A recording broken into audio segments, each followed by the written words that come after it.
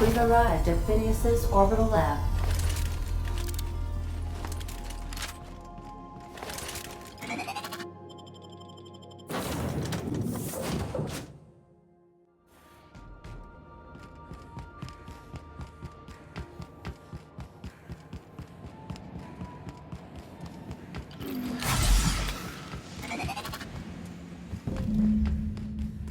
What? Some looking for his friend? Just detected!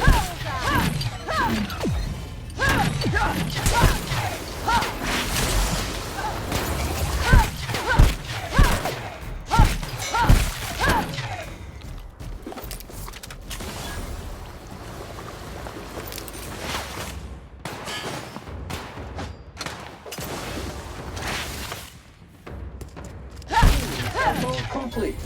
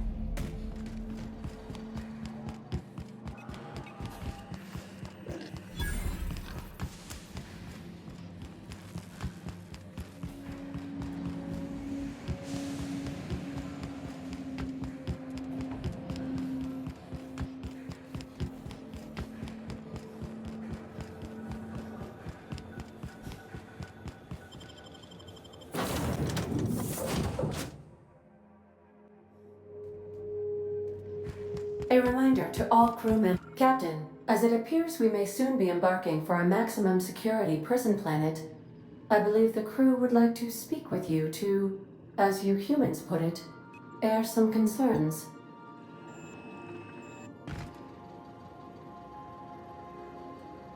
Well, folks, I ain't exactly keen on busting into a prison, but riddling bored stooges with bullets does sound like a ride and a half.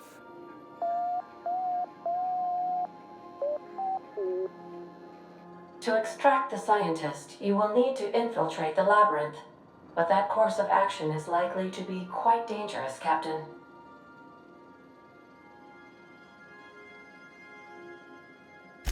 I am programmed to warn you whenever you exhibit inclinations toward risky behavior. Breaking into Tartarus will not be easy. Getting in is the simple part. It's getting out again that's the trouble. Trust me, I know. Let's just do it. Kick down some doors, grab Doc Wells, and cut a path out.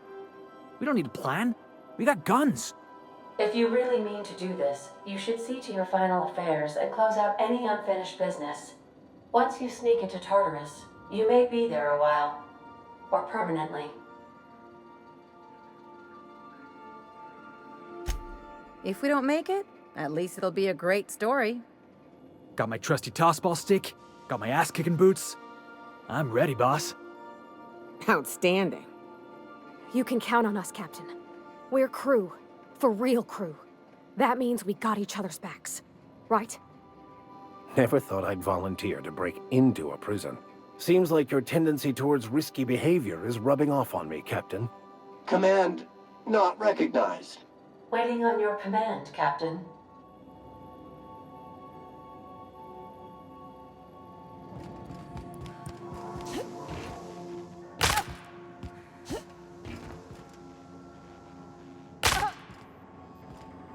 I understand we have decided to continue supporting the outlaw scientist, Dr. Phineas Wells.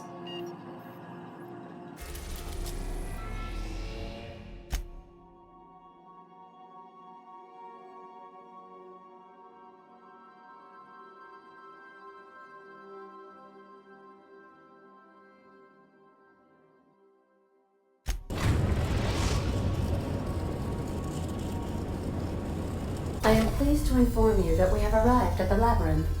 Please be advised that the punishment for trespassing is execution.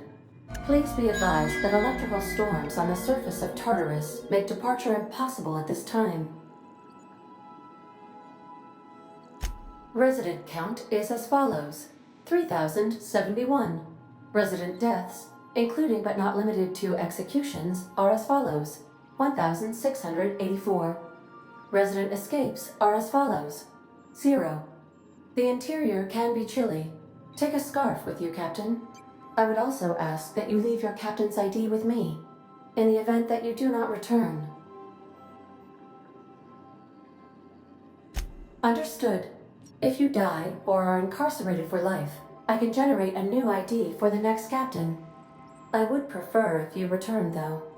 Oh, speak of the devil. Captain, I am receiving a transmission from the prison's docking authority now. Attention, unauthorized spacecraft. This is a maximum security installation. Your presence here is an explicit violation of UDL corporate policy. You are hereby confined to your docking platform until a ticket detailing your crimes has been filed and notarized, at which point your vessel will be seized and you will be executed.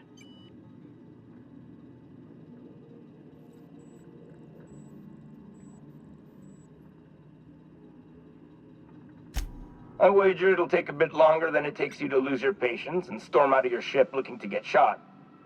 To be honest, that'd make my job a lot easier. You come out, we shoot you full of holes, and then everyone goes about their day worry-free.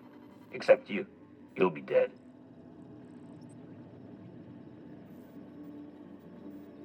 All right.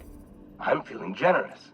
I'm transmitting the idea of a productive, law-abiding employee so you can see what one looks like before you die.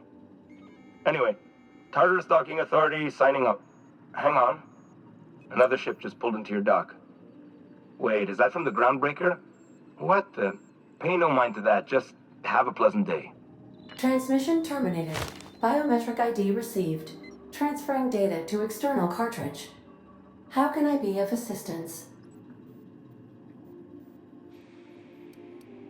Take care. I require a functioning captain to run the ship.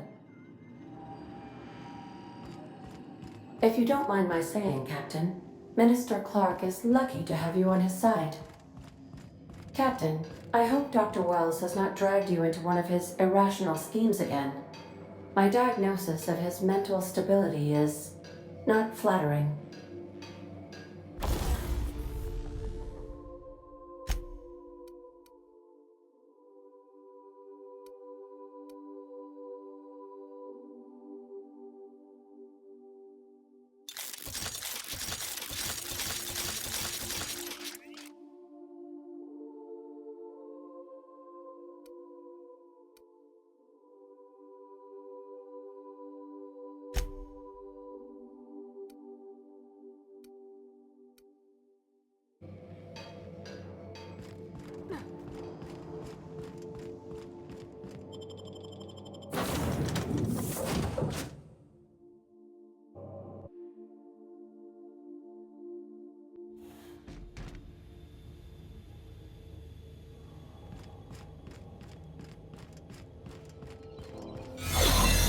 Captain did right by us once. Now we have. The board will never own groundbreaker. Not while I breathe. Push on, Margot.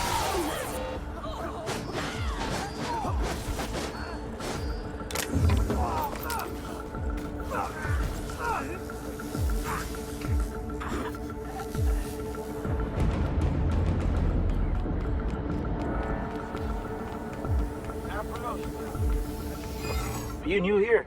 I didn't think we were hiring more staff.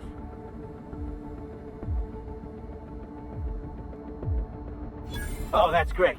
Thank you, ma'am. Yes, ma'am. I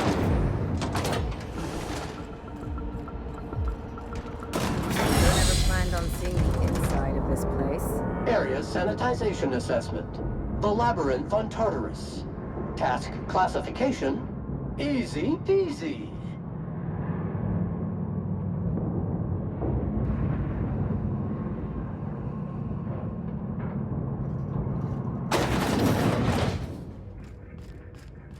Would you like Sam to tidy up this area?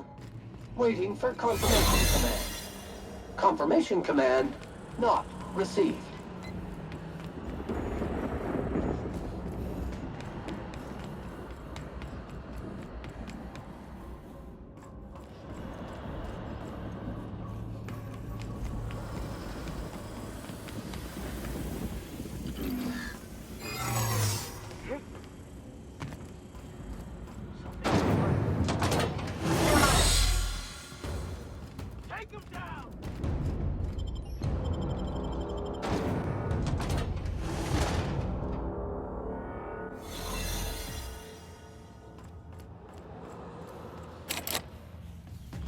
Area filth level assessment.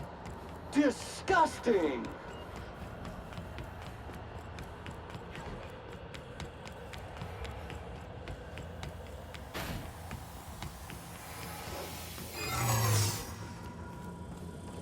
System searching for caution worker. Breaking the law with penalty of death.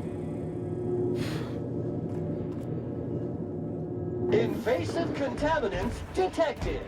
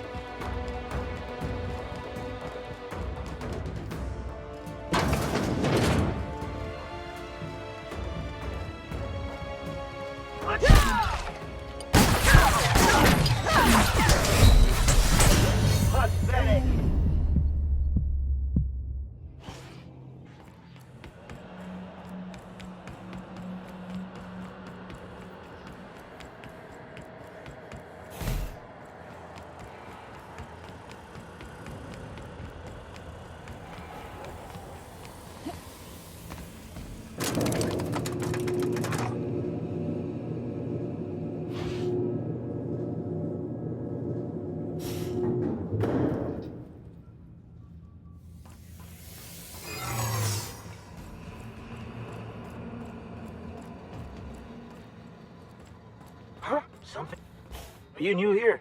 I didn't think we were hiring more staff.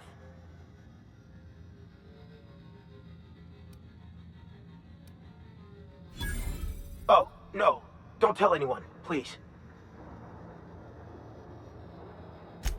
Whew. Thank you.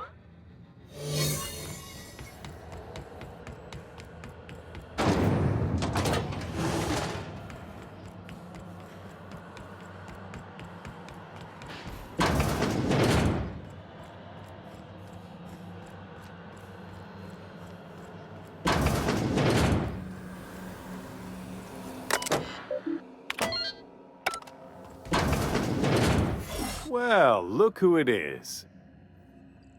I'll be damned. I was prepping the studio for our announcement, and here you are as a bonus. Ah, and the wayward doctor. Are you about done with your escapades? We have faces that need lifting, after all. These days, I'm more interested in breaking them. Wouldn't mind taking a swing at yours. And... oh, I had heard you were dragging around a repurposed janitorial mechanical? My staff jokes that it's because you're a walking pile of refuse. Interactive database updated. The unique organic substance labeled Chairman has been classified as filth imminent for incineration. When you go off and get yourself shot, try to avoid taking one to the face. I'll want it recognizable to show to my citizens. I'm not in your way, you dullard. You talk to me. You want to go die in a blaze of glory? Be my guest. Besides, I don't know what you think you're doing here, but Sophia's doing good work up there with Phineas. Your efforts will be in vain.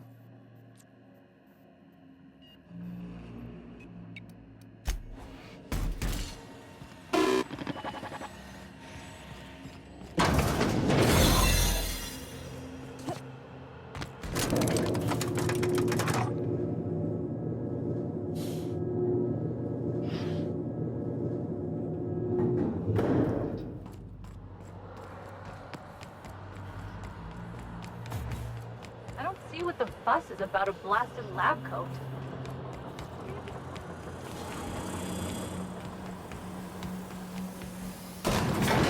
Guess this is it, huh? Difficult job ahead? Consider equipping a pack of Sam's Special Solvent Stain-Out Remover. It's ruthless on residual blood splatter. Captain, you have an uncanny talent for complicating my life. You've disrupted the balance of power. You've upset the natural order of things. You've introduced uncertainty, and there is nothing I despise more than uncertainty.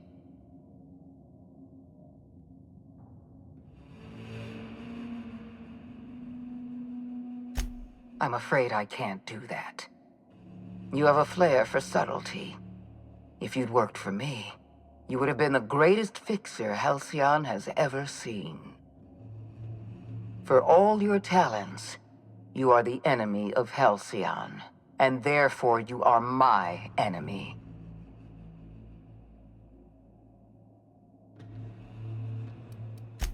I have no intention of dying on Tartarus, Captain. Not when there's so much work left to do. I admit I miscalculated the extent of your influence. The board's plan never accounted for you. This is a mistake I intend to correct. I have Dr. Wells in my custody. Once I've secured his cooperation, I can move forward with the program. I can repair the damage you've done. I can set things right.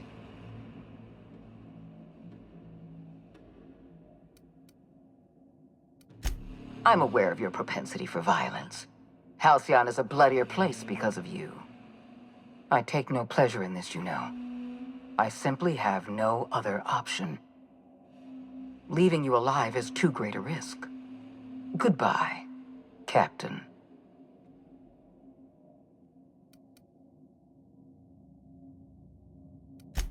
I had a feeling you'd say that.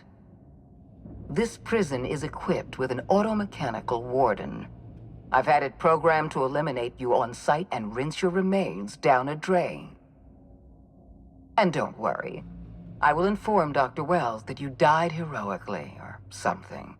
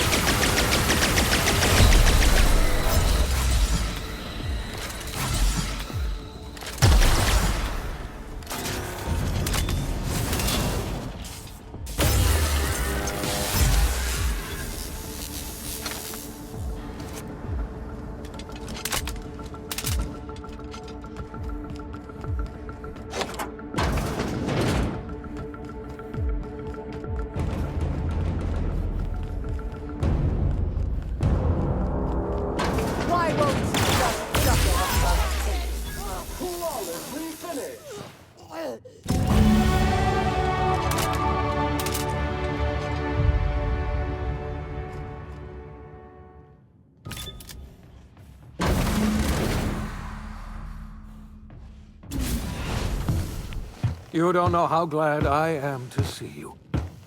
You did the right thing. Akande was a monster. Her death was much deserved, and long overdue.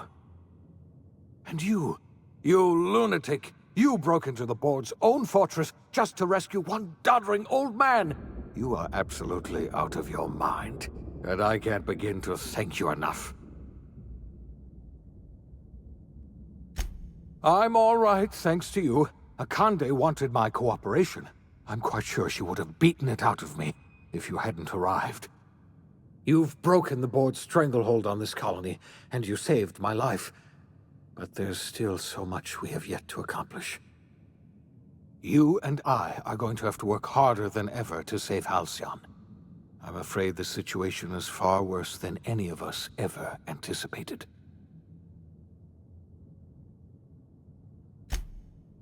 Earth has gone dark. We haven't received a single message in 3 years. There's been no communication, no signals, nothing.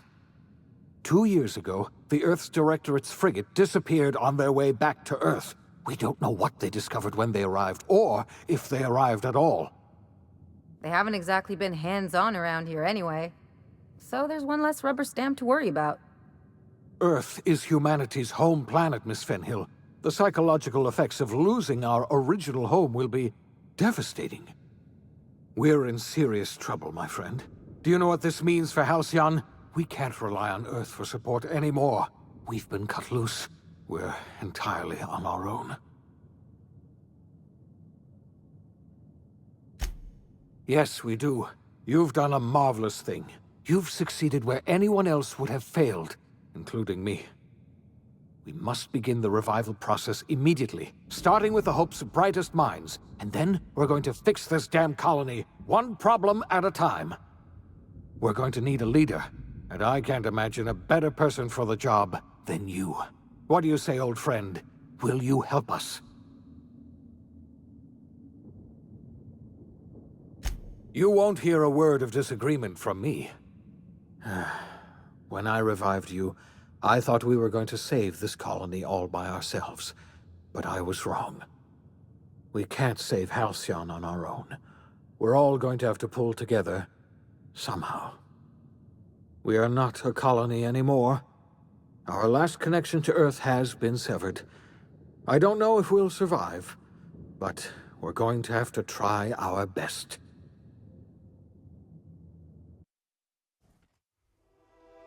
The OSI teaches that everything in the universe happens according to the grand plan. But the stranger that arrived in Halcyon was an unplanned variable. From the moment he landed in Emerald Vale, his actions altered the course of history. The events on Tartarus brought about the end of the board's authority. But the board's mistakes would haunt the colony for decades to come. The damage they left behind would require the work of a generation to repair. Dr. Phineas Wells began reviving a handful of the Hope's colonists. Engineers, scientists, technicians, and intellectuals. They were among the brightest minds the Earth had ever sent out into the stars. The Hope scientists and engineers woke up in a colony descending headlong into total collapse. With no way to return to Earth, they had no choice but to band together and devote themselves to the cause of saving Halcyon. The people of Halcyon were nothing if not hardy. In the absence of the board's authority, many of the colony's settlements banded together with a single purpose in mind: survival. Life was especially hard in the years to come. Some towns dissolved by attrition and starvation, but most of them found a way to carry on. In the years to come, Halcyon was forced to reckon with its newfound freedom. The board was gone, and for better or worse, the colony was responsible for its own destiny. Left unchecked, the war on Monarch consumed both MSI and the Iconoclasts. And when the sulfur clouds settled, only stragglers from both factions remained. Some found their way to Sublight, some to Terra 2, and some lived their final years fighting for food in the wilderness. In the end, only the beasts remained. Sublight Salvage adapted to the changes in Halcyon. shifting their business model to suit the times. Their claims of legitimacy were scrutinized, but ultimately unquestioned. Lilia Hagen would continue to protect her family as ruthlessly as ever. Adelaide McDevitt replaced Reed Thompson as the leader of Edgewater. She and her followers transformed Edgewater in their image. Anyone loyal to Reed was pressured into leaving town, and those who stayed behind adapted to her way of life. Adelaide transformed the old cannery into a new garden. The nearby Edgewater Cemetery provided a convenient source of fertilizer. It was said that the first corpse that fed her garden belonged to Reed Thompson. Under the leadership of Junlei Tennyson, the groundbreaker held firm against corporate influence. The ship's mechanical stability gave Junlei the time to educate a promising generation of engineers, schooled in her family's traditions. The future of the groundbreaker looks promising. The rediscovery of the Hope and the abandonment of the lifetime employment program forced Byzantium to come to terms with some uncomfortable realities about the state of Halcyon. While Byzantines were reluctant to surrender the luxuries they'd grown accustomed to, the board's diminished authority gave them little choice in the matter. Nearly everyone had to learn to make do with less. Some even had to get jobs. It was a dark time indeed. Your influence shifted Ellie's perspective. She finally admitted, albeit grudgingly, that she just might need other people. Sometimes. With a steady income from the life insurance payouts, she was finally able to afford a ship of her own. She hired a small crew and flew supply missions to communities on the fringe. Some of them were even legal. Life in Halcyon was sobering for Felix Millstone. The grand revolution he dreamed of never came. There was no great awakening for the colony, no celebrations in the streets. There was only the hard, desperate work of trying to repair a broken colony. Felix never had a head for numbers, but if there was labor to be done, he was there to help. Eventually, Felix realized that the work of a revolution was done with two hands. As much as he enjoyed his adventures aboard the Unreliable, the vicar, known as Max, eventually decided that it was time to move on, to live out the life he had sought so long to create. He knew there were many in the colony who carried burdens much worse than the ones he had struggled with, and he devoted himself to easing their suffering wherever he could. He only ever took up arms again to defend the defenseless. Unshackled from a lifetime of striving and fighting the universe and himself, Vicar Maximilian de Soto was finally at peace. Though Parvati eventually grew comfortable aboard the Unreliable, she never quite came out of her shell. She seemed to prefer the company of Ada to the crew, and she could often be found neck-deep in cables and grease, telling Ada funny stories from her childhood. While the colony fell into chaos, she found an island of relative peace with Ada, and they formed an unusual bond. She decided to remain aboard the Unreliable permanently as its chief and sole engineer. Nyoka returned to Monarch to take another crack at making a permanent life for herself. She formed the Charon Group, a mercenary outfit of ragtag survivalists and wilderness experts. Anyone in need of a guide, or just looking to throw back a beer and swap stories, could find her camping on the trail or clearing an infestation. The SAM unit that accompanied you spread awareness of the product line's superior sanitation and maintenance capabilities across what was left of the colony. This led to a boost in SAM unit sales. Did you know that SAM units are the longest-lasting, toughest-acting cleaning solution in Halcyon? Minister Clark was released from house arrest, and his contact with you gave him a sense of renewed purpose and vigor. Once it became clear that no help would be coming from Earth, he threw his considerable efforts and talents into helping Halcyon manage the crisis before it. As for Dr. Phineas Wells, he spent his remaining years in his orbital lab. Though he was always haunted by the failures of his past, he was determined to make things right by building toward the future. Dr. Wells was able to revive many more scientists and engineers than he first expected, thanks to the additional batch of chemicals you stole from the Ministry. Wells never forgot about the human lives that were lost in acquiring these chemicals. The revival project was hard and painful work, but in the end, despite limited resources, over half the Hope's colonists were successfully revived. Even after Wells passed away, the Hope scientists and engineers worked night and day to pull Halcyon from the brink of collapse. Their efforts continue to this day, which may be reason enough for optimism. Dr. Wells laid the groundwork for the project to save the colony, but he would never live to see the fruits of his labor. He passed away a few years later. His work was carried on by the scientists and engineers he revived. Life will never be the same in Halcyon. It is widely agreed that the colony has a chance of stabilizing within a generation, owing to the hard work and determination of the surviving colonists. Recovery is a distant goal, and the path is long and uncertain. But the people of Halcyon carry on, determined as ever. And what about you, the unplanned variable in the history of Halcyon? You brought an end to the chaos on Tartarus, and proved yourself the most capable leader left in the colony. You administered the colony in your own image.